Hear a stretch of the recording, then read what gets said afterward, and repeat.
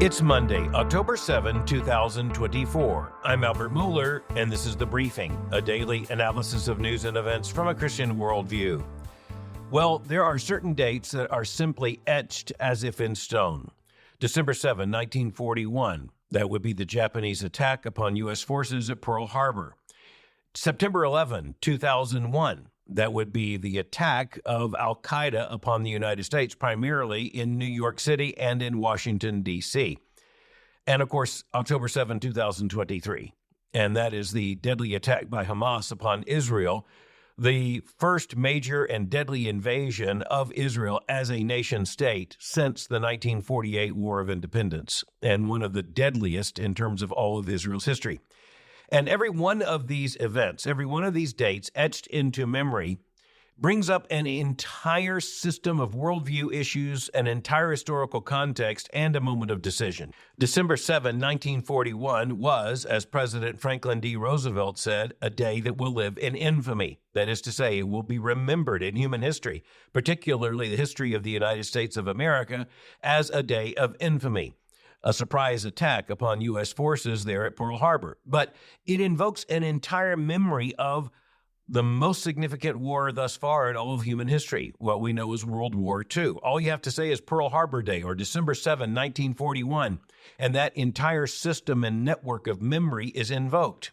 Similarly, all you have to say now is September 11. You don't even have to say 2001. It's because September 11, or as it became even more widely known, 9/11 in the United States and beyond, was a wake-up call of the fact that we do live in a war, in this case, a war against terrorism, a war against anarchy, a war against forces of evil. And in this case, it was President George W. Bush who spoke most eloquently at that moment of the peril faced by the United States.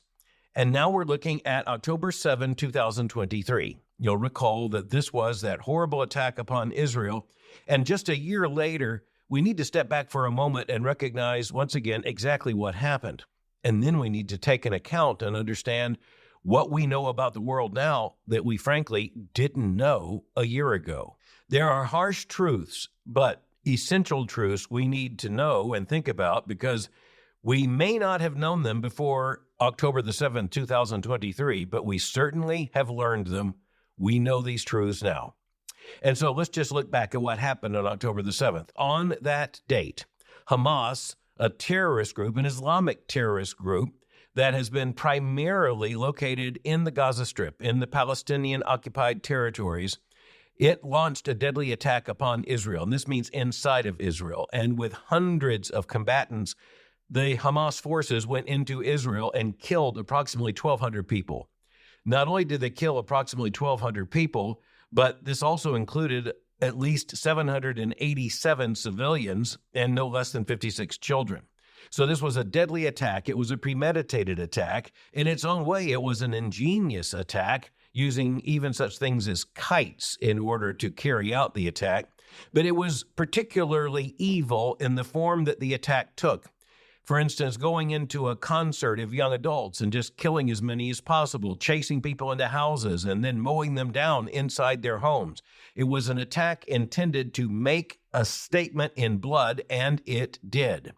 And it was intended by Hamas to be an attack upon Israel that we now know, we didn't know at the time, but we now know Hamas hoped then would be joined by others. And as it turns out, a group like Hezbollah in Lebanon did a day later state their solidarity with Hamas, but it would be almost a year after that before Israel and Hezbollah would actually be in an exchange of warfare. So Hamas overestimated the power of its patron, that would be Iran, and as others have noted, it underestimated the strength of Israel. And so even as Hamas carried out this deadly attack, and even as, quite frankly, it exposed weaknesses, intelligence weaknesses, military weaknesses, even in one sense, a weakness of imagination on the part of Israel, Israel, as Israel does, rebounded from this and eventually pushed back against Hamas there in Gaza. And as we now know, we have seen month after month of very intense warfare, but we've also learned some deep moral lessons in the midst of this. First of all, let's go back to October the 7th and then the days that immediately followed. It was clear that Israel had not anticipated this. And of course, as in any one of these attacks, such as Pearl Harbor, perhaps even closer to us, of course, thinking of the 9/11 attacks, we can look backwards and say, well, there were dots people should have connected. But that's exactly the way fallen humanity works. Sometimes we just have to connect the dots backward, but of course, that meant we didn't connect them in time to prevent them. And in the case of Israel, this was a particular humiliation because Israel has prided itself on its strength of self-defense, going all the way back to its hard-fought revolution just at the midpoint of the 20th century. But in the immediate aftermath of the October 7 attack, the first response was just absolute moral horror. And that absolute moral horror was not just on the part of Israel, but all of Israel's allies and friends. And of course, at the top of that list, you have to put the United States of America. And so Americans very quickly looked at what had happened there in Israel and recognized this is Israel's 9/11. That's exactly what this is. But at the same time, proportionately, given the size of the population and the death toll, Israel's experience was even deadlier in that proportionate sense than what the U.S. had experienced on 9/11. So in any country, you can say there's certain dates in which there is a before and there's an after. Again, December 7, 1941, there was a before and there was an after. We can't forget that date. And then 9/11. And now for Israel, October the 7th. But one of the points I want to make, and I'll get back to this in a moment, is that October the 7th is not just a date for Israel in its memory. It is a date for our memory as well.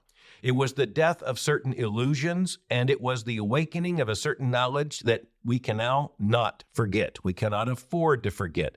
Even as the United States could not afford to forget the lessons of December 7, 1941, Israel will never be able to forget the lessons learned in October the 7th and in the subsequent days. And with the acknowledgement that it's not just a matter of a death toll of about 1,200, it is also the fact that Hamas intentionally and with evil intent took more than 250 prisoners as well, and these are hostages. Many of them are still being held, but adding to the horror, we now know that a good number of them are dead, and some of them, even just in recent weeks, were clearly executed by Hamas just before they might have been liberated by the Israelis. So we're really looking at a web of evil upon evil.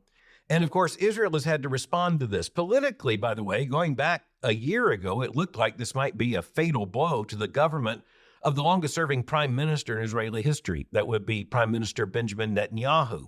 But at this point, Netanyahu is credited with what has to be counted as one of the most courageous military comebacks in all of recent military history. We're talking about Israel reeling from this attack on October the 7th just a year ago, and now we are looking at the fact that Israel has shown enormous fortitude and incredible courage, not to mention national determination, in taking on Hamas there in Gaza, and then furthermore, now having to confront Hezbollah in southern Lebanon, brilliantly so, as we'll remember in recent weeks, and then having to deal with no less than 2 direct attacks from Iran, and the acknowledgement that the world has changed in such a way that we now talk about an axis of resistance. We didn't come up with that term.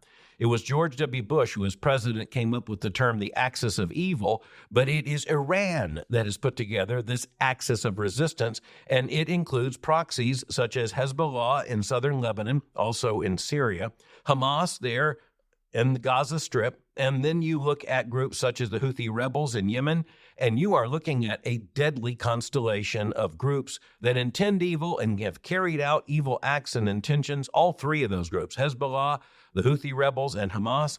And, you know, we've also come to know the evil intent of some of these organizations in a way that, quite honestly, had not been well documented before. When it comes to the leadership of Hamas, not only does Hamas want to bring about the non-existence of Israel and, frankly, the non-existence of Jews in the Middle East, but it also has a leadership that has embedded itself intentionally among civilians in order to increase civilian casualties. And in one of the most evil statements imaginable, the leadership of Hamas has said that that's one of the ways that Hamas is going to bring the war against its own people in order that they would understand what's at stake and necessarily join the effort to exterminate Israel. And then Hezbollah, once again, you're looking at In that case, a Shiite militia, basically subservient to Iran and, by some accounts, representing the largest non-state military on planet Earth. But just consider what's happened in recent days. I will just bring to your attention exploding pagers. And we also had exploding radios. And then we had direct attacks, which basically took out the senior leadership of Hezbollah. And so all of a sudden, Iran, that had appeared to be virtually invincible, not to mention ingenious with this axis of resistance, is now basically facing the fact that Hamas, it hasn't been eradicated, but its lethality has been greatly reduced. And Hezbollah, perhaps even more powerful, but now its reduction even more radical.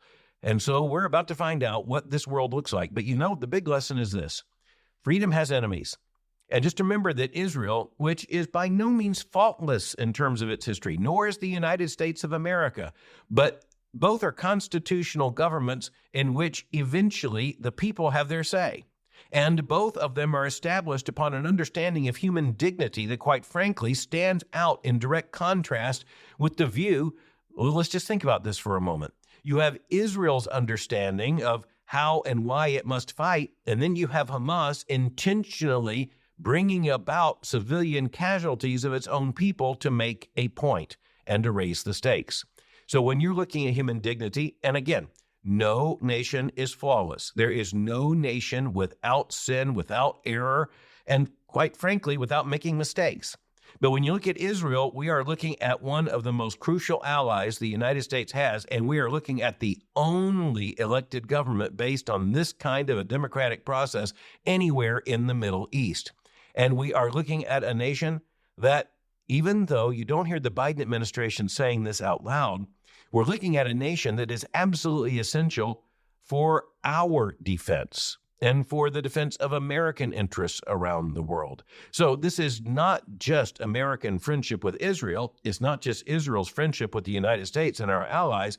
It is a recognition that in a fallen world, the nations that stand together in terms of worldview commitments had better stand together in terms of military and intelligence sharing as well. But as we're thinking about the lessons learned since October 7, 2023, I want to come back to the United States for a moment, because we have learned some big lessons here. One of the interesting things that many have remarked upon is how the October 7 attacks led to something of a reawakening of Jewish identity in the United States. That is to say, the large Jewish population in the United States, proportionate to the distribution of Jewish populations elsewhere in the world. There have been successive waves of Jewish immigration to the United States, and even as you look at Judaism in the U.S., it has been trending in a very liberal and a very secular direction. Now, of course, the alternative to that is Orthodox Judaism, but the mainstream of Judaism, most of the branches of Judaism in the United States, have moved into a less theological posture. I think that's absolutely undeniable. It's acknowledged by those who are the leaders of those movements. But the attack upon Israel has brought about a new consciousness on the part of many American Jewish people of why they love and support Israel. And remember, that was crucial to Israel's declaration of independence and its defense back at the midpoint of the 20th century. It turns out that it's crucial again. But that raises huge worldview questions. If it's not a theological commitment, then how long will this commitment last? But Israel and the United States have had to come to another conclusion, and the Jewish population in the United States has come to a very sad conclusion, and that is the acknowledgement that anti-Semitism is a very deep virus throughout much of the elite sectors of American society, and in particular on elite American college and university campuses. Now, the tragic realization is that many of these young students are so influenced by progressivist ideologies that they side with the terrorists rather than with Israel. And they often are buying into the kind of woke and leftist theories such as settler colonialism, charging Israel with being an illegitimate state. Now, by the way, it doesn't take much logical extension to figure out that if that ideology is true, it's not just Israel that is an illegitimate state, but the United States of America. And some, of course, are saying that in elite colleges and universities in this country. And quite frankly, you've got parents trying to spend their life savings to send their kids to these colleges and universities. And you have rich people in the United States who are not liberal in that sense, who give this money for social prestige in order to have an endowed chair in which the professor teaches this kind of leftism and, well, settler colonialism or another form of critical theory or a just unvarnished version of Marxism. But it has been a wake-up call, particularly to see how many young people on America's college and university campuses are activists. They seem to be true believers in these leftist ideologies. And this wave of anti-Semitism is, if anything, absolutely undeniable. And honestly, it's hardly abated on these campuses. You also have faculty members who will aid and encourage this kind of anti-Semitism, but again, mostly under the guise of these kinds of ideologies such as settler colonialism. What they argue is that Israel is an illegitimate state. But, that's one of those ideologies that gets you absolutely nowhere, except perhaps tenure at a major American university. I'm going to bring this section to a close for today, but we do need to watch what takes place today on the one-year anniversary of the October 7, 2023 attacks on Israel. It's going to be very interesting to watch the major press coverage. And here's what I want you to watch for. I want you to watch for the on the one hand, on the other hand. That is often the game played by those in the media who want to suggest they're just being balanced and objective. But when you're looking at this, you realize we have a grave and deadly conflict of worldviews here. And honestly, one of them is respectable, and one of them is terrorist. And it is absolute hypocrisy for the United States and the citizens of this country to say, well, that was certainly true on 9/11/2001, without recognizing that it is just as true on October the 7th of 2023. But this is the perfect time to look at a major report that comes in the British newspaper, The Economist. It looks like a magazine, but they call it a newspaper. And this is a major research analysis that comes also with editorial comment. And the headline in the editorial comment is this: After peak woke, the subhead, the influence of a set of illiberal ideas is waning, that creates an opportunity. Well, that's a dual statement. Number one, they say that these illiberal ideas, these liberal ideologies, they are waning, and then they go on to say this creates an opportunity. Well, the first is a claim, as is the second. Is peak woke really something in our rearview mirror? Have we really seen some kind of turning point in this culture away from the woke ideologies?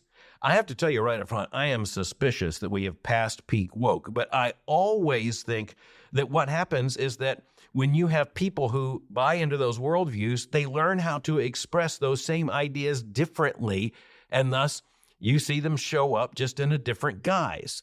But let's let The Economist make its case. What the editors write is this, quote, "In the past decade, a form of wokeness has arisen on the illiberal left, which is characterized by extreme pessimism about America and its capacity to make progress, especially on race. According to this view, all of the country's problems are systemic or structural, and the solutions to them are illiberal." Now, let me just stop here for a moment and say that what illiberal means in this context is leftist, as in leftist ideology. This is to the left of liberal. They go on to say, including censorship and positive discrimination by race, this wokeness defines people as members of groups in a rigid hierarchy of victims and oppressors, like the Puritans of old. I'll just insert here, that irritates me, but that's what they wrote. Like the Puritans of old, adherents focus less on workable ideas for reducing discrimination than on publicly rooting out sinful attitudes in themselves and others, and then in parentheses, especially others. Here's what follows. The Economist has analyzed how influential these ideas are today by looking at public opinion, the media, publishing, higher education, and the corporate world.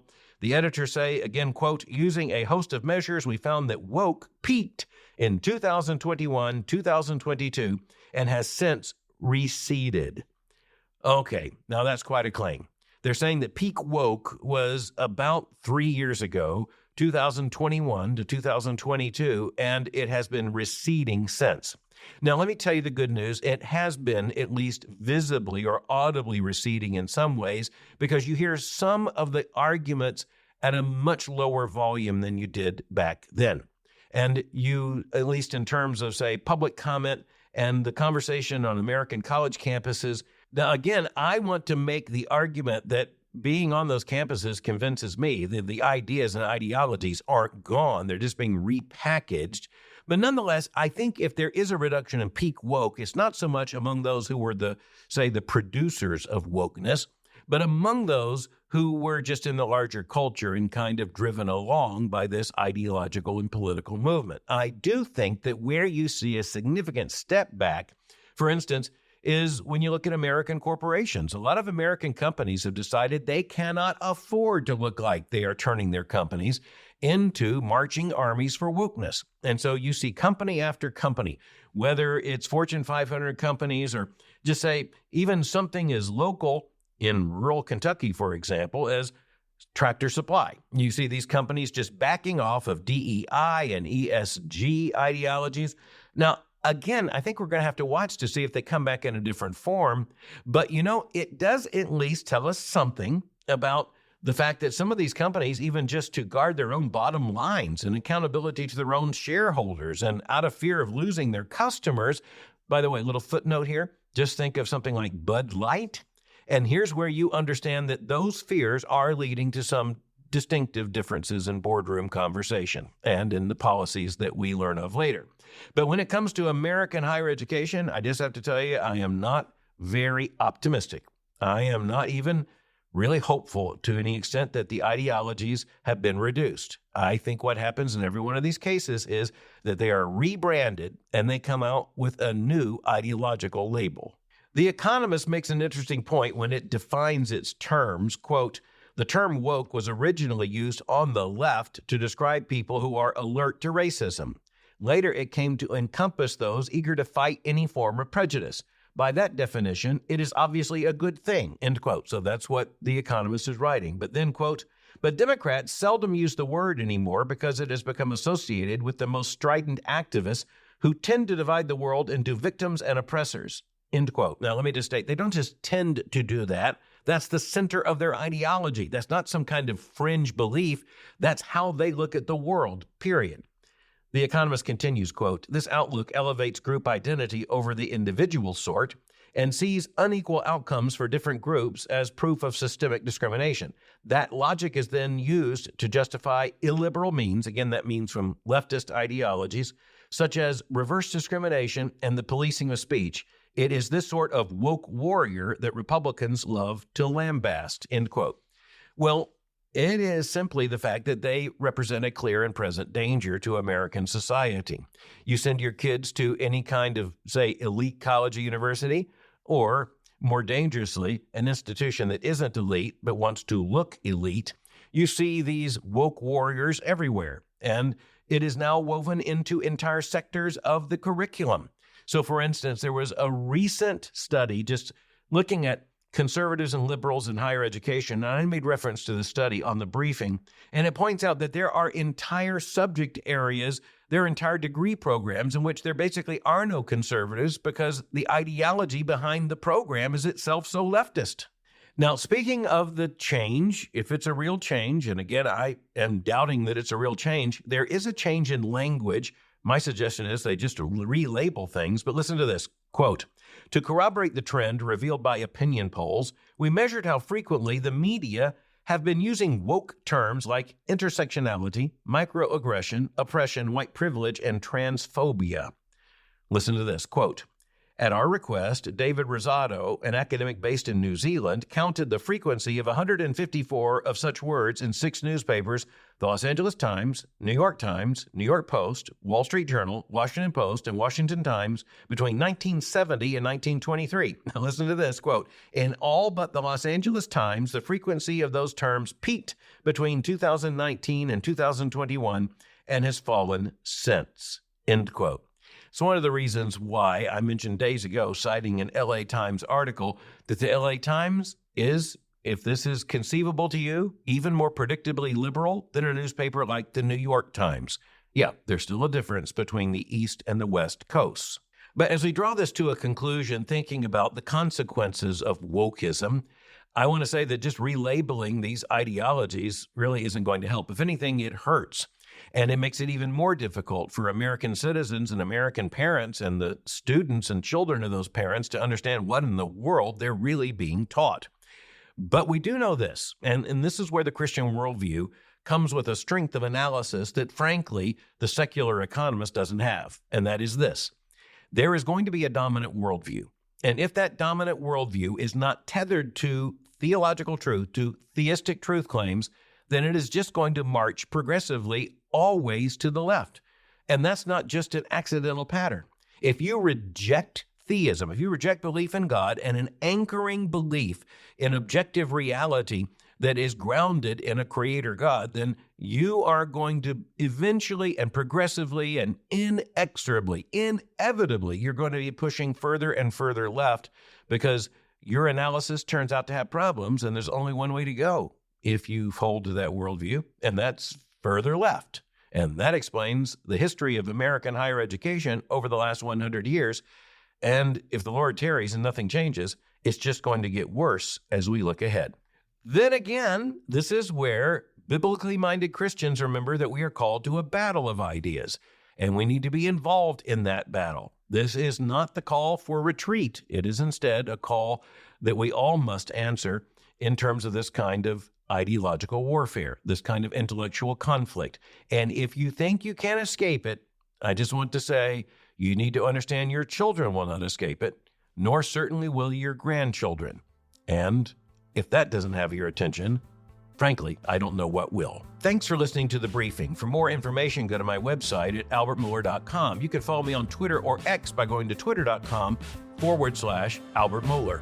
For information on the Southern Baptist Theological Seminary, go to sbts.edu. For information on Boyce College, just go to boycecollege.com. I'm speaking to you from Charleston, West Virginia, and I'll meet you again tomorrow for The Briefing.